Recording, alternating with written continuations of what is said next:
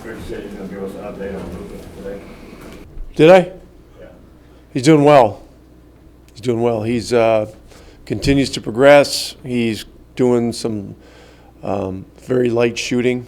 No significant on-court activity yet, but he's progressing well. He will travel on this trip, but I think it's important to point out that there is no timetable. He's not on the trip because there's any plan of him playing in either of the games at this point. And so, he's traveling so that he can continue treatment and continue being with the team and, hopefully increasing activity as he gets better. Has he been ruled out of those 2 games on the trip? I told you what I just told you.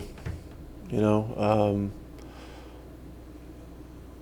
don't think we can rule anything out, but I consider it highly unlikely that he would play in either game. You got a player who's as competitive as he is. How do you manage the injury so that he comes back at the right time and not too soon? Because I know he wants to get out there. We'll make sure it's the right time. Yeah. I mean, we're not going to mess around with this. Coach, what does it say about the makeup of your team that they can lose a guy like Luka and still seemingly not miss a beat against 2 really good teams in the East? Well, it's a proud group, and we've had to make some significant adjustments without Luka because he's a very special player. But it's a competitive group, and tonight's another very difficult game, regardless of who Boston has out. They've still got 2 or 3 all-star caliber players out there with Walker, Brown, and Tatum, and so it's another grinder. But it's a group that has grown closer as it's gone along, and they're in the fight. Coach, you guys are 8-6 at home and 10-2 on the road this year. Yeah, I'm not. I don't keep track of that stuff. I just know we play Boston tonight. Yeah, I get that. But what's been the struggle at home this year compared to home road? Haven't really analyzed it. I know we've played a lot of good teams at home. Tonight's another opportunity to get it going a better direction. We're going to do everything we can to do that. But we are where we are, and we've just got to keep pushing from here. That's the way I see it. But again, I just I haven't gone into any kind of analysis about it, other than to think of what's going on right now and what's going to be going on in the next few minutes. With Brunson in the starting lineup, what's kind of the most important things that you ask of him in that role? Well, he's one of our playmakers for sure. But we very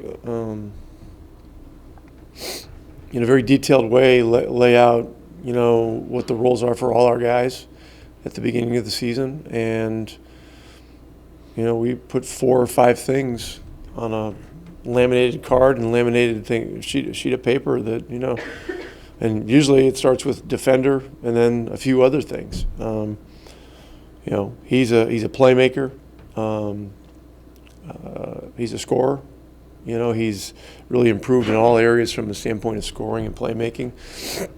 And, he's one of our solid defenders. And so we need him to do those things. If you watched our games, after Luka went out, second half of Miami and then the Milwaukee game, we've adjusted our style significantly. We're really playing a much more free-flowing style for the most part. Play calls, we're trying to avoid. We want to play with pace, momentum, and a lot of ball movement. And so that's the best way for us to get good shots, and good shots will set up good defense. Coach, can you speak to Kristaps Porzingis' confidence, obviously having a great game against Milwaukee? How would you assess his confidence as he continues to get comfortable within his role here? He's a very confident player. Ever since I met him 3 years ago at Tim Gergerich's camp in Vegas,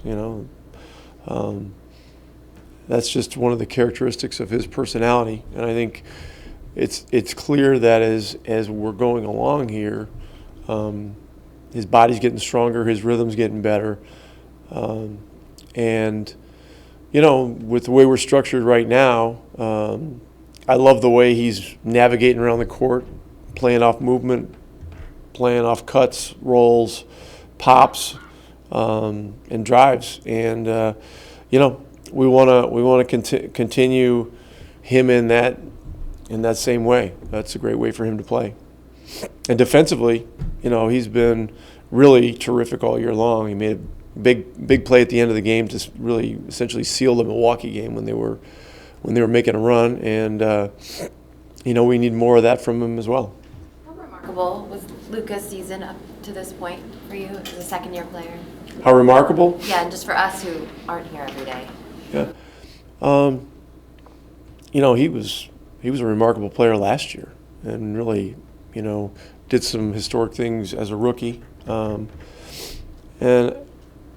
if you take a step back and look at both years, in year two, I believe he took the experience of year one, applied it to a summer of work and dedication to all areas of his game, from conditioning to skill to reads and those kinds of things. And he's taken a pretty significant leap from there. And so, and look, our team is structured in a way that's, it's more built around him and KP and their strengths. And so, I believe that's helped him, and I believe it's helped our team as well.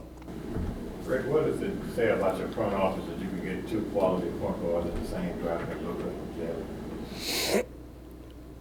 Well, I've been telling you guys this. Donnie Nelson told me almost 2 years ago Luka was going to be by far the best player in that draft. And, Brunson is, he's a coach's player. He's just one of those kinds of guys. And, Donnie Nelson coached for many years in this league and is a great coach, He